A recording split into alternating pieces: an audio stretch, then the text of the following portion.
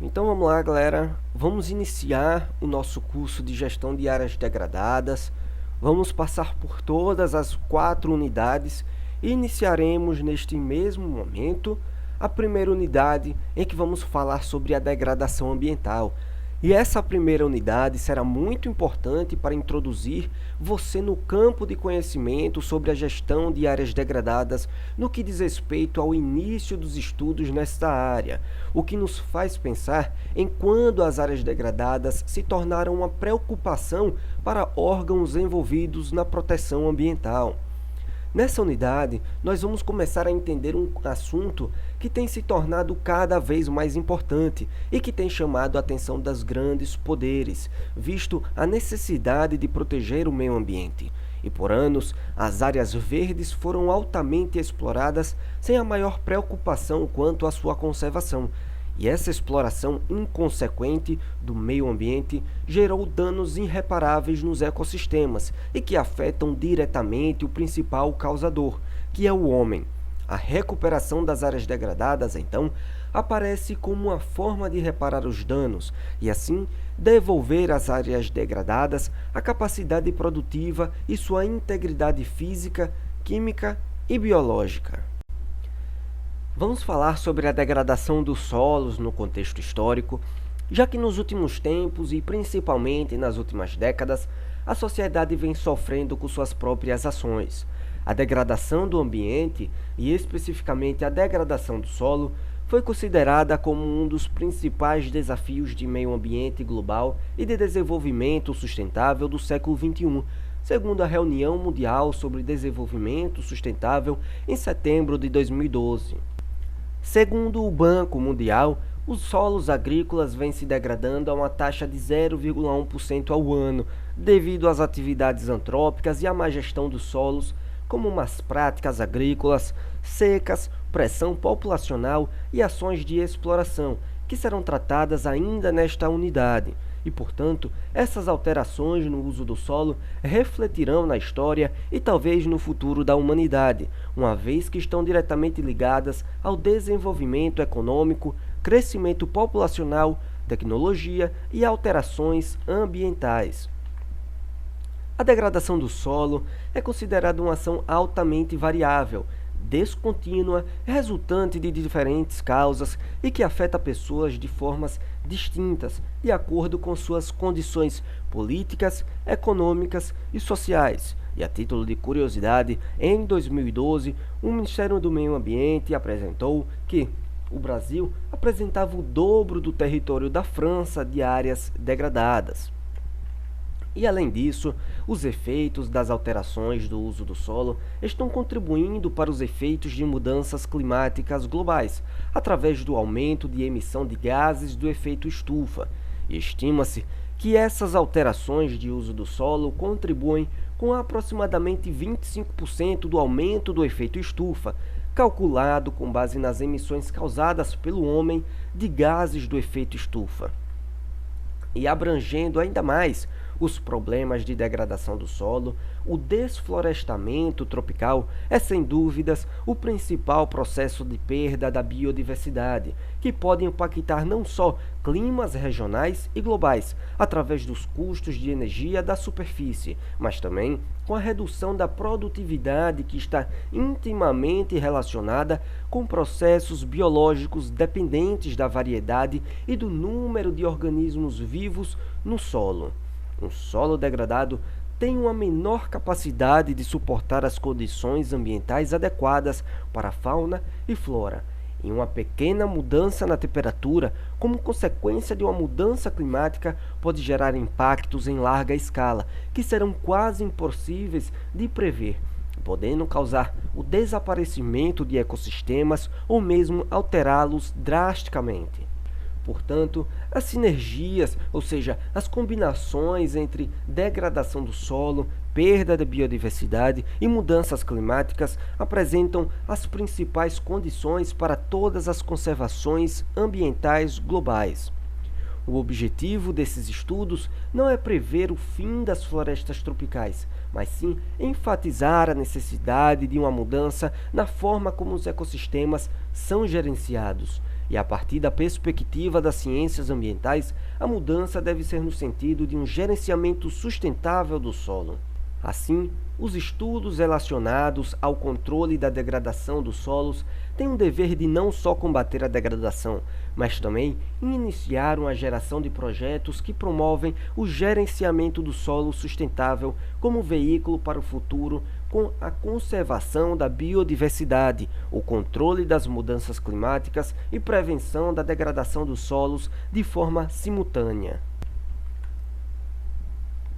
E a gente continua no próximo vídeo falando sobre a legislação ambiental. Vamos agora falar um pouco sobre legislação ambiental, das principais legislações brasileiras relacionadas aos impactos ambientais. O artigo 225 da Constituição Federal de 1988, que diz que todos têm direito ao meio ambiente ecologicamente equilibrado, bem de uso comum do povo e essencial à sadia qualidade de vida, impondo-se ao poder público e à coletividade o dever de defendê-lo e preservá-lo para as presentes e futuras gerações.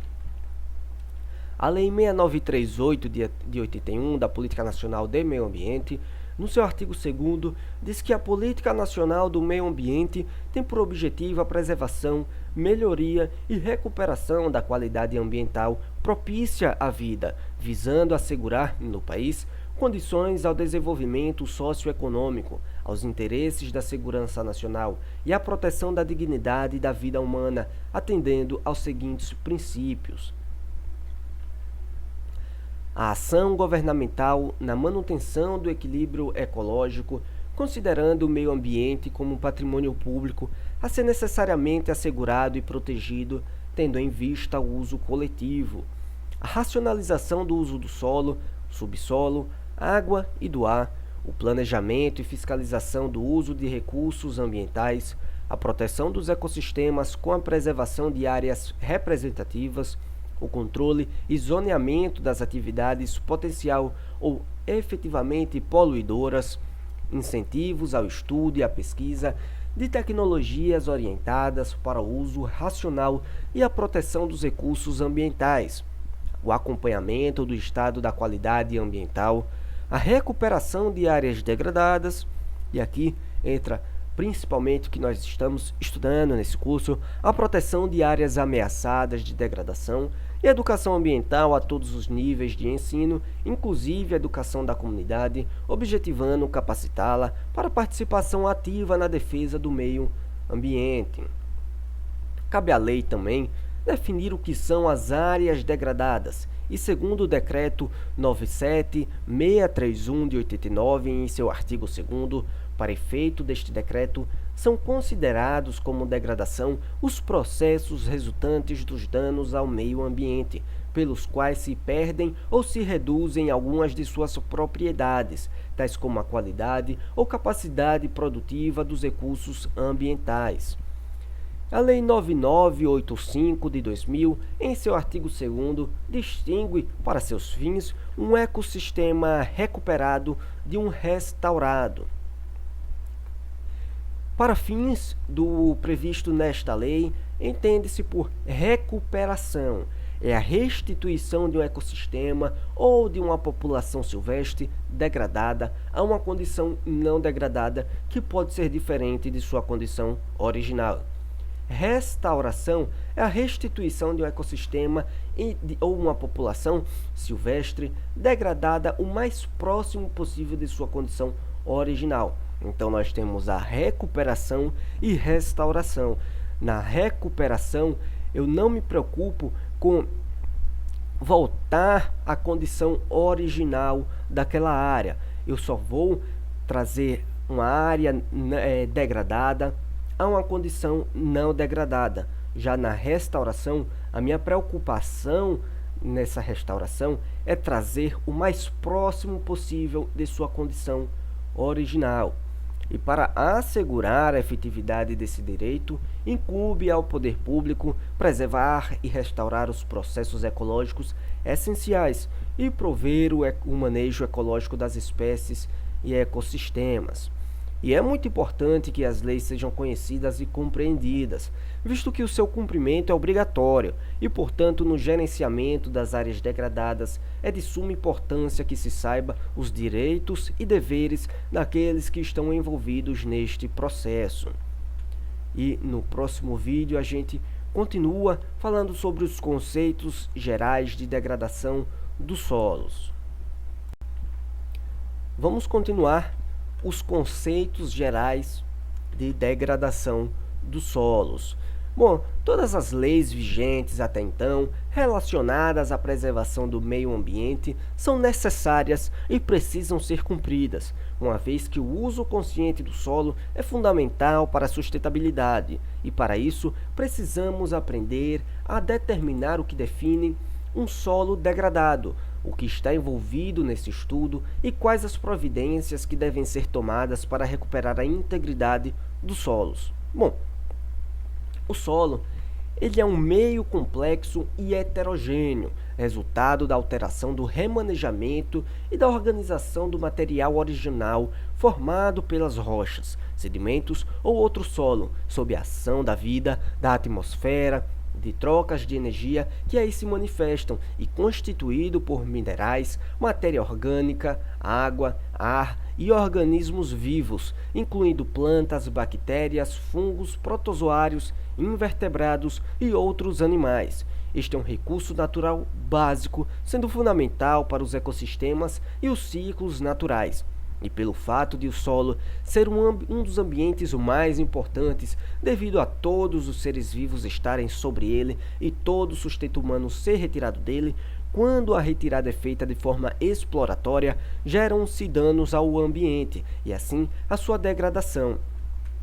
E de acordo com a ABNT, por meio da NBR 10.703, a degradação do solo é apontada como a alteração adversa das características do solo em relação aos seus diversos usos possíveis, tanto os estabelecidos em planejamento como os potenciais.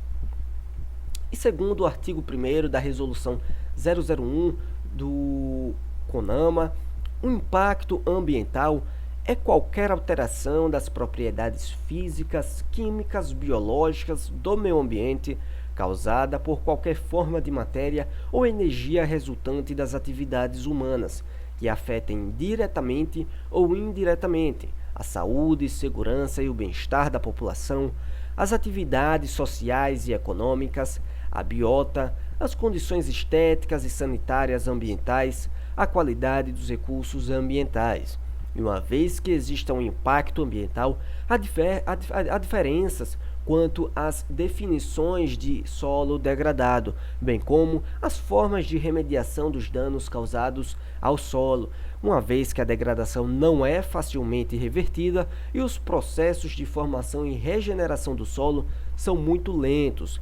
E, portanto, há distinções quanto aos termos restauração e recuperação, que a gente já citou, onde nós temos que a restauração é a restituição do ecossistema para seu estado original. No entanto, isso é algo muito difícil de acontecer, visto a complexidade do ecossistema, e nesse caso, a restauração se opera de forma natural, pela resiliência, uma vez eliminados os fatores de degradação.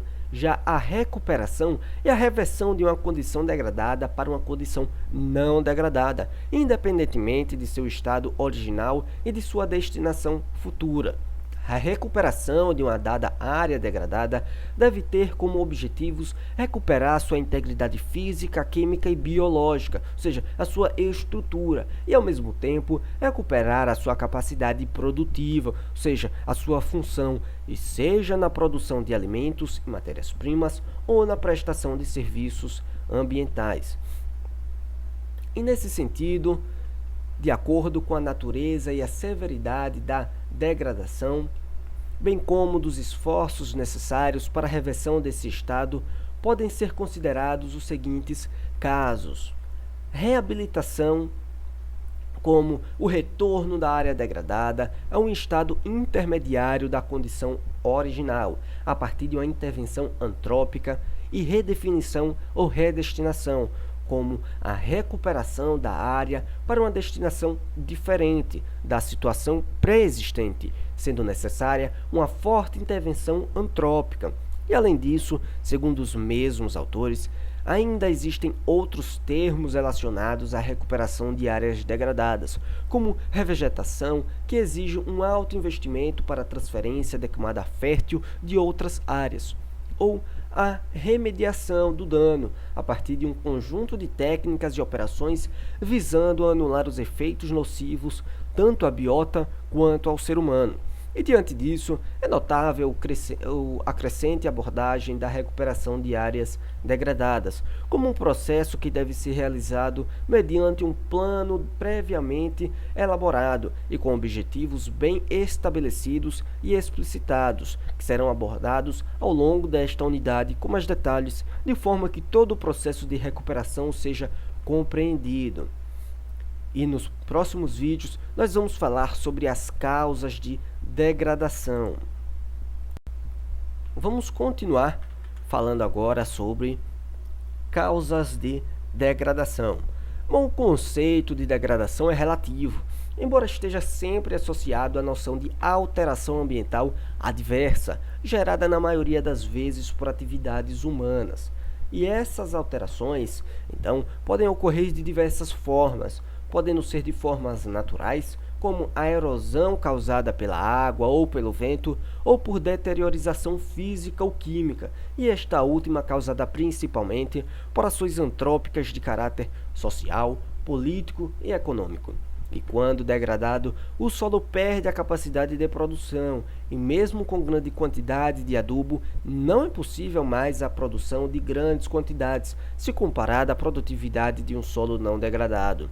E a degradação pode ser provocada por intempéries variadas, como a ação de substâncias químicas que podem causar a perda de nutrientes, a acidificação, a salinalização do solo, que podem ser causadas por fertilizantes e excesso de irrigação, assim como fatores físicos, como a perda de estrutura e diminuição de permeabilidade, e fatores biológicos, como a diminuição de matéria orgânica.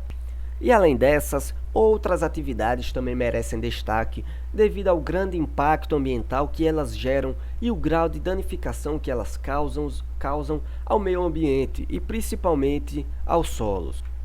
Vamos começar pela erosão, que é caracterizada pela destruição física das estruturas do solo, que pode ser realizada pela água e pelo vento, recebendo os nomes de erosão hídrica e erosão eólica.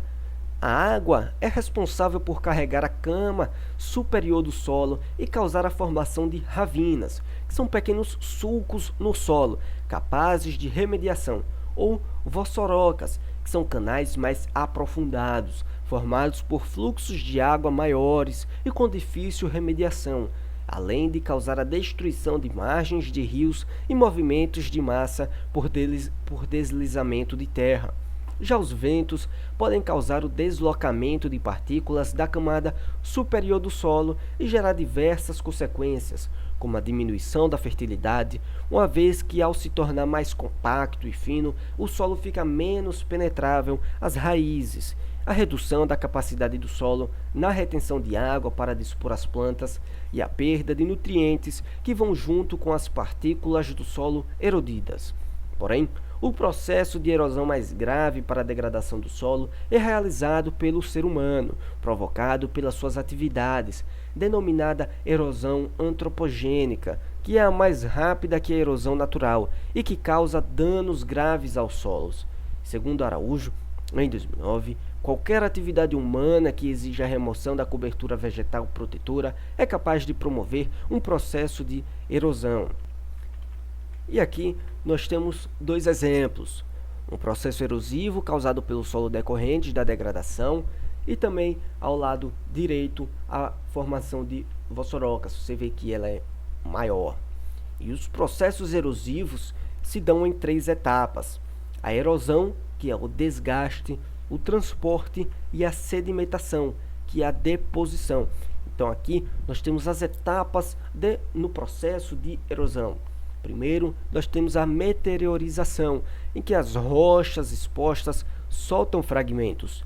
Depois, a erosão, que os fragmentos resultantes da meteorização são remobilizados por ação da água, do gelo e do vento. O transporte, em que as partículas erodidas são levadas em direção à bacia sedimentar, e por último, a deposição, ou seja, as partículas transportadas vão se acumulando, e quando o solo é submetido a remoções contínuas da camada superficial, podem surgir ravinas e vossorocas, e estas últimas, se não forem controladas adequadamente, tornam o solo infértil à agricultura e podem prejudicar construções, obras viárias, projetos de irrigação e até mesmo o abastecimento da energia elétrica. Agora vamos para a deteriorização química. Ela ocorre quando a composição química do solo é afetada de alguma forma e suas propriedades são alteradas, atingindo principalmente a produtividade. Então vamos falar sobre as principais causas para a deteriorização química. Primeiro, nós temos a perda de nutrientes do solo, como nitrogênio, fósforo e potássio, matérias orgânicas, uma vez que esse esgotamento é muito comum, onde a agricultura é praticada em solos pobres ou moderadamente férteis, porém sem a aplicação suficiente de esterco ou fertilizantes, e sem a manutenção do solo, ocorre um uso exploratório e o solo, como uma fonte não renovável, inicia seu processo de degradação e improdutividade. Também a salinização ou alta concentração de sais na camada superior do solo, a acidificação decorrente da aplicação excessiva de fertilizantes ácidos ou pela drenagem em determinados tipos de solos. A poluição de diferentes origens, como por descargas acidentais ou voluntárias de poluentes no solo, a deposição de resíduos, lixeiras e aterros sanitários não controlados. O uso do solo para atividades agrícolas, pecuária e industrial tem gerado sérias consequências para o solo, contribuindo ativamente para sua contaminação. Ela vem sendo considerada como um dos problemas mais críticos quanto à degradação ambiental. Deteriorização física é quando a estrutura do solo é alterada de forma que a função é afetada. E existem 3 tipos principais de deteriorização física. A compactação do solo, que é causada pelo uso de máquinas ou pisoteio de gado, dificultando a infiltração de água e crescimento das mudas, e pela dificuldade no escoamento da água, pode gerar uma erosão hídrica. A elevação do lençol freático até a zona radicular, decorrente da entrada excessiva de água além da capacidade de drenagem do solo.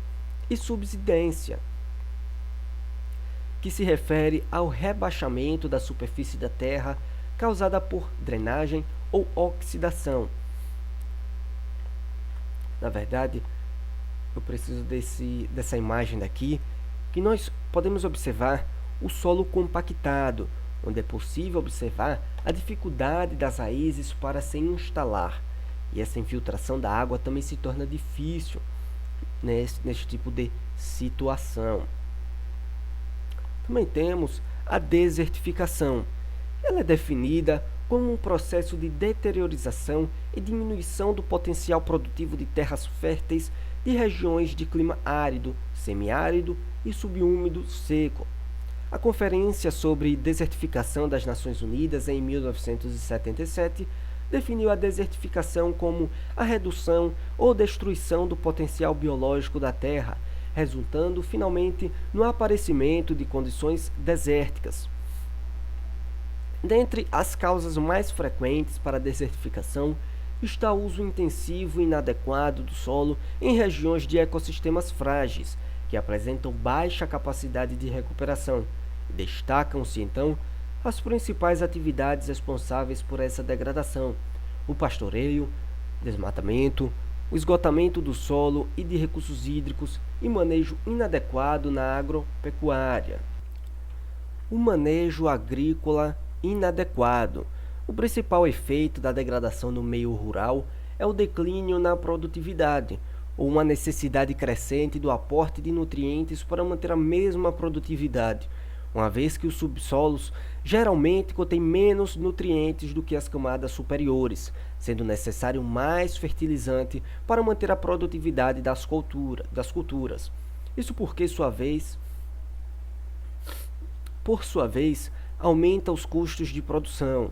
E, além do mais, a adição somente de fertilizantes não pode compensar todos os nutrientes que se perdem quando a camada superior erode, uma vez que o uso inadequado acaba gerando um efeito contrário, podendo gerar sérios riscos ambientais, como já destacado o efeito de fertilizantes ácidos na composição do solo. E a partir do momento em que o manejo é inadequado, há necessidade de uma extensão para terras cultiváveis, sendo o principal problema a extensão gradual do cultivo para áreas de encostas. E essas expansões ocorrem indiscriminadamente, sem o devido cuidado para manter a fertilidade dessas terras.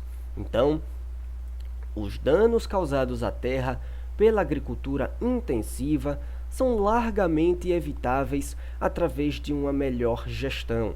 Poderia, então, parecer que a pressão populacional não tem responsabilidade nessa degradação, a não ser indiretamente por iniciar um movimento pela utilização de técnicas de produção potencialmente danosas. Por outro lado, a pressão populacional, reduzindo não somente o acesso à terra por habitante, mas também a outros recursos, pode levar à intensificação barata, isto é, a drenagem imperfeita e consequente elevação do lençol freático, a adubação insuficiente pela infertilidade do solo e o monitoramento inadequado dos sistemas de irrigação, por exemplo. Também temos a mineração, é uma das atividades mais primitivas exercidas pelo homem como fonte de sobrevivência e produção de bens sociais e industriais. A forma de extrair os bens minerais que a natureza nos oferece tem sido aprimorada nos últimos 50 anos. Como atividade extrativa, a mineração exercida sem técnicas adequadas e sem o controle pode deixar um quadro de degradação grave na área que abriga. E através da exploração dos solos para retirar os minerais de alto valor econômico da indústria. Atualmente, existe uma legislação específica para a mineração, visto o alto nível de danos que essa atividade causa, e nas próximas unidades nós mostraremos as formas de recuperação dessas áreas. Uai, que eu apertei aqui sem querer. Vamos lá. O crescimento urbano. Então, a ocupação urbana, ela promove o crescente desmatamento e a impermeabilização do solo. Isso resulta em assoreamento de rios e córregos, com a frequência ainda maior de cheias e inundações, que atingem as camadas mais pobres da população. E nesse sentido, Salvador e Miranda, dois autores importantes, lembram que as construções e barragens podem, assim como os processos anteriormente vistos, causar impactos ambientais em larga escala, como destruição de habitat de animais, plantas e pessoas, afetando as águas subterrâneas, a qualidade da água, dos rios e o microclima e a infraestrutura. Também temos a divisão dessas atividades antrópicas, quanto ao seu impacto na degradação dos solos. Nós temos o desmatamento, remoção da vegetação natural para agricultura e outras coisas, o superpasteio pastejo da vegetação, atividades agrícolas em geral, exploração excessiva da vegetação para fins domésticos, como os combustíveis, cercas, que expõem aí o solo à ação dos agentes nocivos, e atividades industriais ou bioindustriais que causam aí a poluição do solo.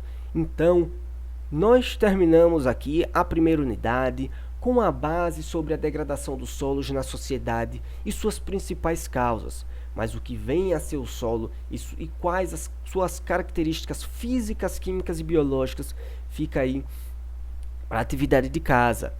O que vem a ser o solo e quais suas características físicas, químicas e biológicas. E nas próximas unidades, mais especificamente na próxima unidade, nós entraremos mais no mundo biológico e geológico. E ao entender as causas e a dinâmica do solo, a base será formada para a tomada de decisões da gestão e recuperação dessas áreas. Até a próxima unidade.